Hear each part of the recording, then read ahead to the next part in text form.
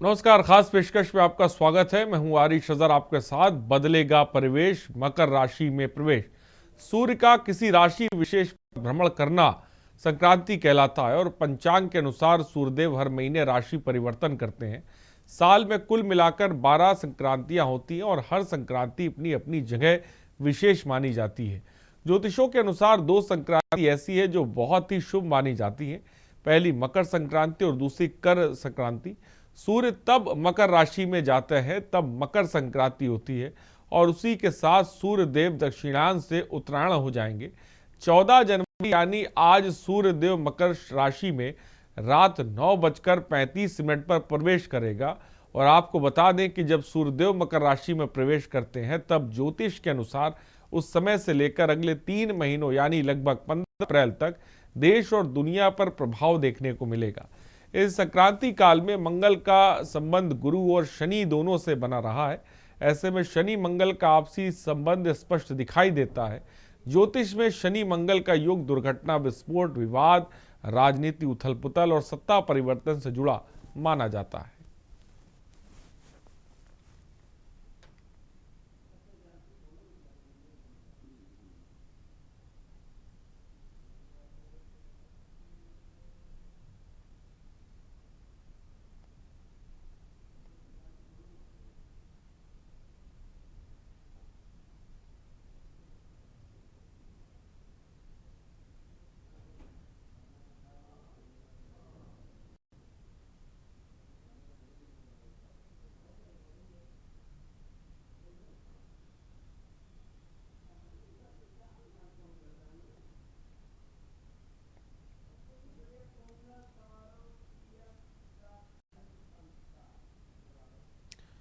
और पोंगल समारोह, पीएम का धर्म संस्कार। नई दिल्ली में प्रधानमंत्री मोदी ने केंद्रीय राज्य मंत्री एल मुरुगन के आवास पर पोंगल समारोह में हिस्सा लिया। पीएम मोदी ने पारंपरिक तरीके से पूजा की और आरती उतारी और गाय को भोजन कराया।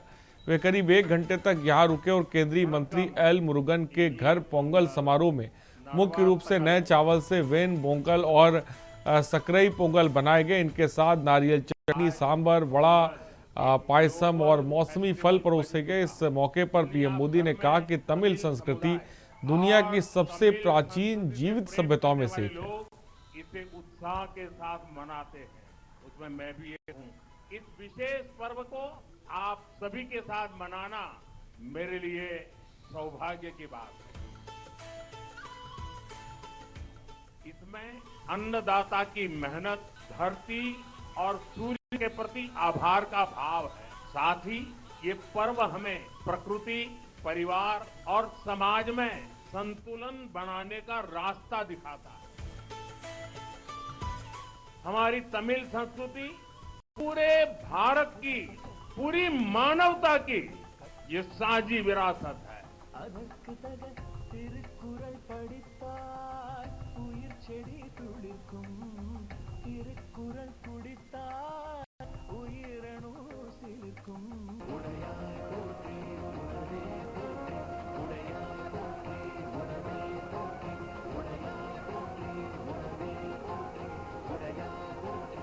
इनिय पोंगल नड़वातकल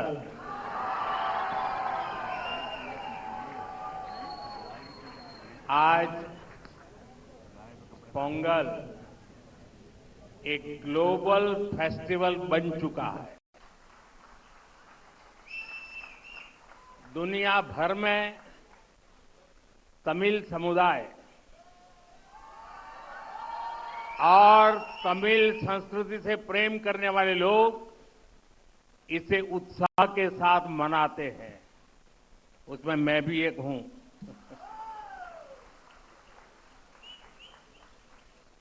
इस विशेष पर्व को आप सभी के साथ मनाना मेरे लिए सौभाग्य की बात है।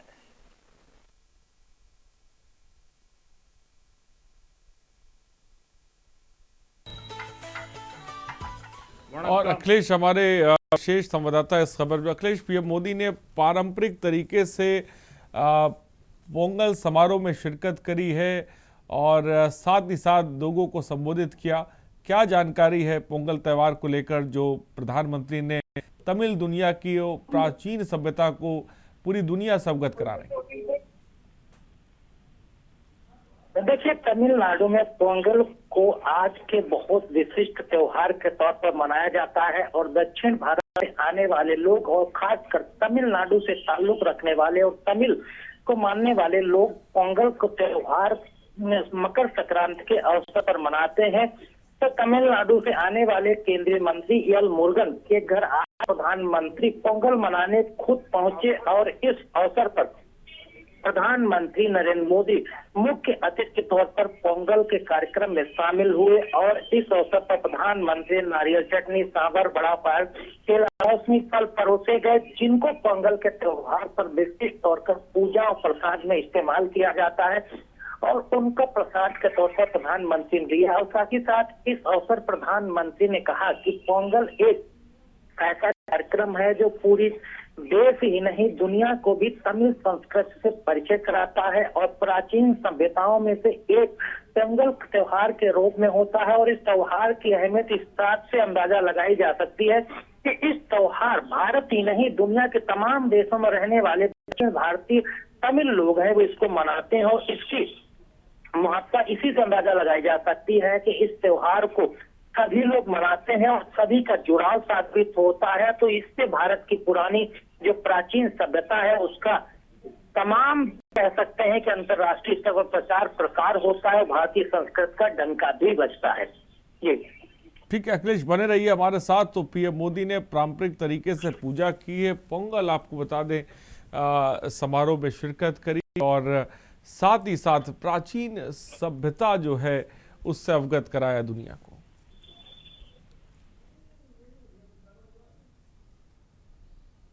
तो तमिल दुनिया की प्राचीन सभ्यता है, ये बात प्रधानमंत्री नरेंद्र मोदी ने कही। तो पोंगल समारोह में शिरकत करिए और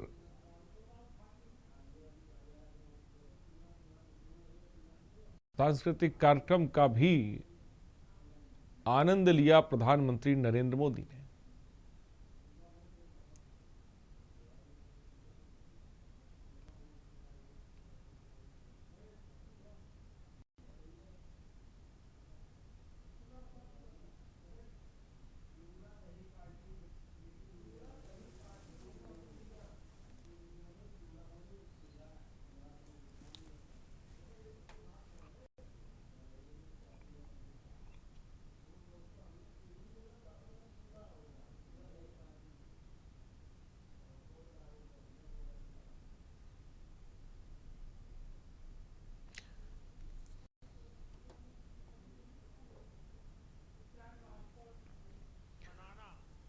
और आगे बढ़ते हैं। सियासी गलियारों में राजद सुप्रीमो लालू प्रसाद को चूड़ा दही पार्टी चर्चा में रहती थी, लेकिन इस बार चर्चा उनके बड़े बेटे तेज प्रताप यादव की पार्टी की। ऐसा इसलिए क्योंकि तेज प्रताप यादव ने इस पार्टी में अपने परिवार या करीबियों के अलावा सत्ता पक्ष के नेताओं को भी न्योता दिया। तेज प्रताप यादव के आवास पर उनके पिता और राजद सुप्रीमो लालू प्रसाद यादव पहुंचे। उनके बाद राज्यपाल आरिफ मोहम्मद खां भी पहुंचे। तेज प्रताप यादव ने दो दिग्गजों का स्वागत किया और राज्यपाल और लालू प्रसाद निकल गए। उसके बाद तेजस्वी यादव का इंतजार बेसब्री से होता रहा।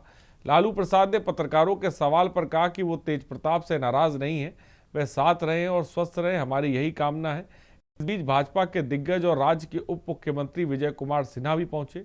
दही चूड़ा भोज में पहुंचे डिप्टी सीएम विजय सिन्हा का तेज प्रताप यादव ने स्वागत किया, उन्हें खुद से चूड़ा दही खिलाया और उनका हम लोग समर्थन और सम्मान करते हैं। ये तमाम बातें उन्होंने कही और इस खबर पे हमारे विशेष संवाददाता अखिलेश भी हमारे साथ। अखिलेश, दही चूड़ा भोज किया है तेज प्रताप यादव ने और इस पार्टी की बहुत चर्चा भी है, लेकिन राजनीतिक मायने भी इसके साफ तौर पे निकाले जा रहे हैं, क्या जानकारी है?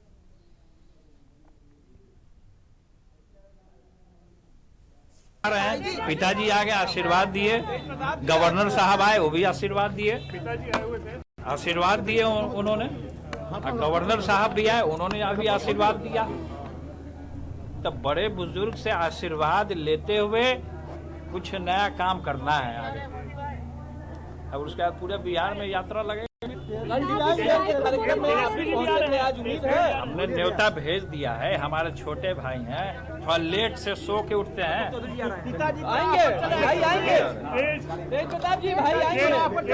अशोक चौधरी जी आ रहे हैं, पिताजी आगे आशीर्वाद दिए।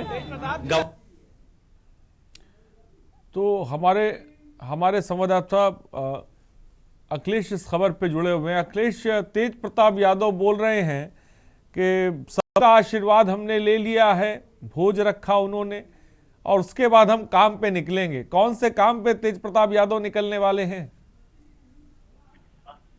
देखिए, लगातार सियासत में चर्चा गर्म है कि लालू परिवार में सियासत तौर के पर तेजस्वी यादव से तेज प्रताप यादव नाराज है और वो उन्होंने विधानसभा चुनाव में अपने कैंडिडेट उतारे, अलग से चुनाव भी लड़े, भले ही वो चुनाव हार गए हो। लेकिन सबसे बड़ी बात यह है कि बिहार में लगातार जो विपक्षी दल के अलावा सत्ता पक्ष में बैठे लोग हैं वो लगातार कह रहे हैं कि लालू परिवार में सब कुछ ठीक नहीं चल रहा है।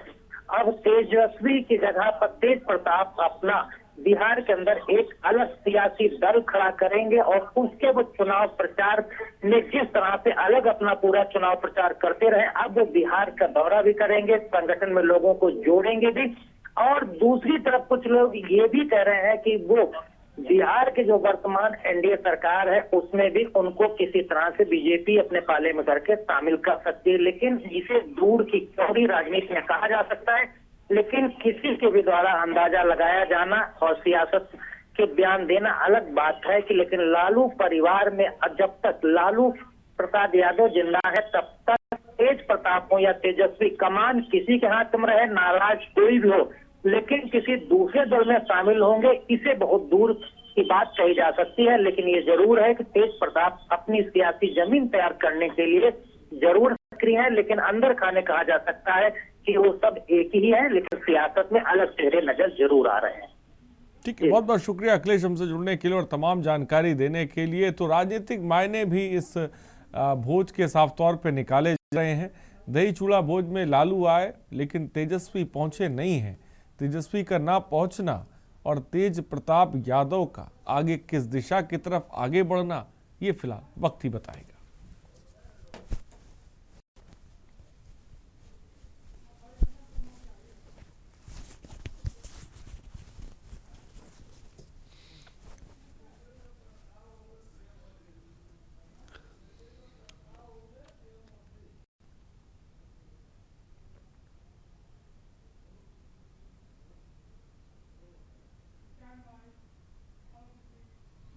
और आगे बढ़ते, नितिन के प्रस्तावक होंगे पीएम मोदी। बीजेपी के राष्ट्रीय अध्यक्ष के चुनाव की उल्टी गिनती तेज है।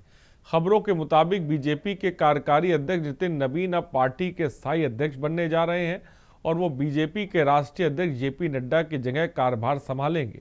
मकर संक्रांति के बाद बीजेपी के नए अध्यक्ष के चुनाव की प्रक्रिया तेज हो जाएगी और नितिन नबीन बीजेपी के राष्ट्रीय अध्यक्ष पद के लिए अपना नामांकन दाखिल करेंगे। और नितिन नबीन के नामांकन में प्रस्तावकों में प्रधानमंत्री मोदी से लेकर रक्षा मंत्री राजनाथ सिंह तक, गृह मंत्री अमित शाह समेत कई केंद्रीय मंत्री और मुख्यमंत्री भी नितिन नबीन के नामांकन प्रस्ताव में शामिल होंगे।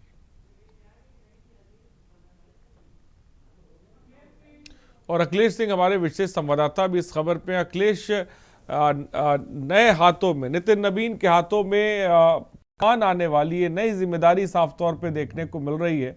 बीजेपी अध्यक्ष का चुनाव होगा, लेकिन क्या जानकारी इस चुनाव को लेकर है?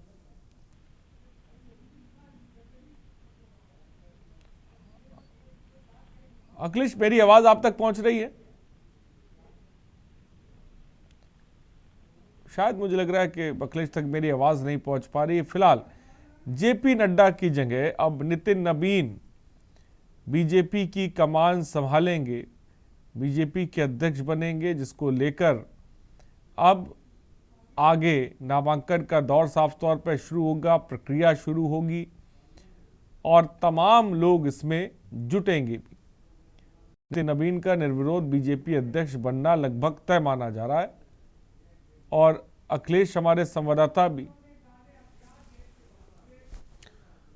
और रुकते हैं एक ब्रेक के लिए। ब्रेक के उस पार खबर आपको बताएंगे, 29 माओवादियों ने हथियार डाल दिए हैं।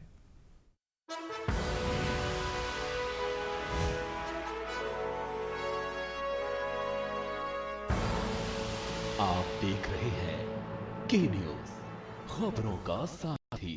और ब्रेक के बाद आपका स्वागत है। सुकमा जिले में नक्सल उन्मूलन अभियान के तहत सुरक्षा बलों को बड़ी कामयाबी मिली। लगातार बढ़ रहे दबाव और प्रभावी रणनीति के चलते 29 पुरुष नक्सलियों ने आत्मसमर्पण कर मुख्यधारा से लौटने का निर्णय लिया। ये घटना क्षेत्र में शांति और सुरक्षा स्थापित करने की दिशा में एक महत्वपूर्ण कदम है। जानकारी के अनुसार गोगुंडा कैंप की स्थापना के बाद से ही इस इलाके में सुरक्षा बलों की उपस्थिति काफ़ी बढ़ गई है और इसके कारण नक्सलियों की गतिविधियों पर अंकुश लगाना संभव हुआ। सुरक्षा बलों द्वारा लगातार चलाए जा रहे सर्च ऑपरेशन, एरिया डोमिनेशन और अन्य दबाव की रणनीतियों से प्रभावित होकर नक्सलियों ने हिंसा का रास्ता अपनाया था। 29 माओवादियों ने फिलहाल हथियार डाल दिए हैं। सीआरपीएफ द्वारा जो लगातार कैंप खोले गए, उसके अलावा जो नक्सल अभियान चलाए गए हैं, उसी से प्रभावित होकर ग्राम गोगुंडा में 74 बटालियन द्वारा जो कैंप लगाया गया, उसके बाद जो प्रभाव वहां जनरेट हुआ, उससे दबाव बनकर 29 नक्सलियों ने आज आत्मसमर्पण किया है। ये जो 29 नक्सली है, ये जो नक्सली जो गांव में जो संगठन रहते हैं, जैसे DAKMS, मिलिशिया, GRD, बाला संगठन, उसके अलावा DAKMS, ऐसे जो अनेक अग्र संगठन है, उसके ये सदस्य है।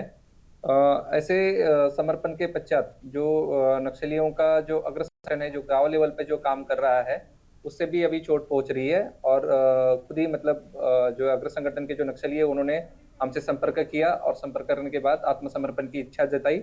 आत्मसमर्पण के पश्चात उनको शासन द्वारा जो इनामी राशि है उसको अवेलेबल कराया जाएगा। उसके अलावा जो विविध कल्याणकारी योजनाएं, उसका भी लाभ दिया जाएगा। आपने पिछले महीने देखा है कि गोगुंडा एरिया में जो हार्डकोर नक्सली थे, केरलापल एरिया कमेटी के, सुकमा और उड़ीसा में उन्होंने आत्मसमर्पण किया है। उसके पश्चात अभी गोगुंडा के जो अग्र संगठन के जो मेंबर थे, 29 नक्सलियों के आत्मसमर्पण के पश्चात गोगुंडा की जो नक्सल गतिविधि है, उसमें कमी आने की काफी संभावना है। और उत्तर प्रदेश के गोंडा जिले से स्वास्थ्य व्यवस्था को शर्मसार करने वाली तस्वीर सामने आई। यहाँ के स्वशासी राज्य चिकित्सा महाविद्यालय का ऑर्थो वार्ड इन दिनों चूहों का अड्डा बना है। सोशल मीडिया पर वायरल वीडियो में चूहे न केवल जमीन पर बल्कि मरीजों के बेड पर, ऑक्सीजन पाइप पर बेखौफ घूम रहे हैं। सबसे ज़्यादा चिंताजनक बात यह है कि चूहे ऑक्सीजन सप्लाई वाली पाइपों के पास हैं। इसे कुतरने से किसी भी वक्त बड़ा हादसा हो सकता है, लेकिन कोई देखने वाला नहीं। अरे एक काम योगी जी का ट्वीट करो, देखें चाहे ना देखें।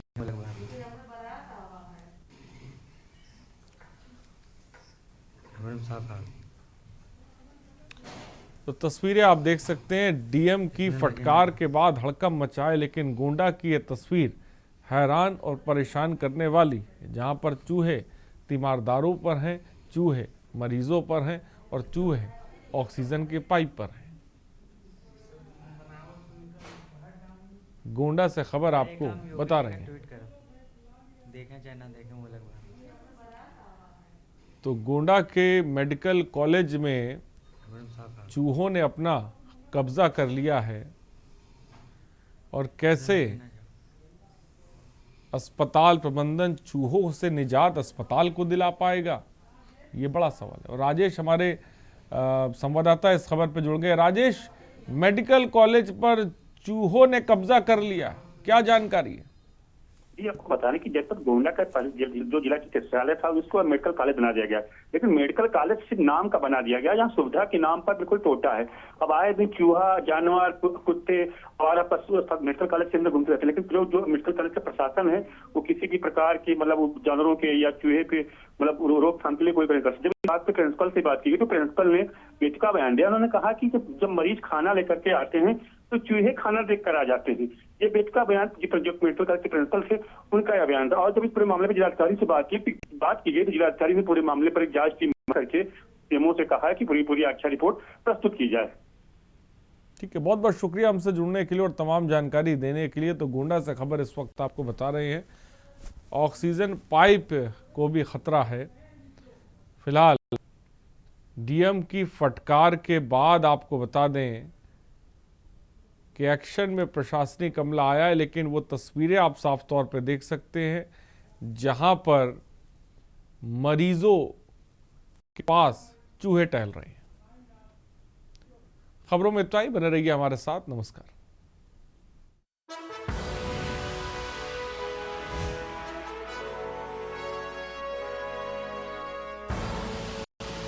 देख रहे हैं के न्यूज, खबरों का सारथी।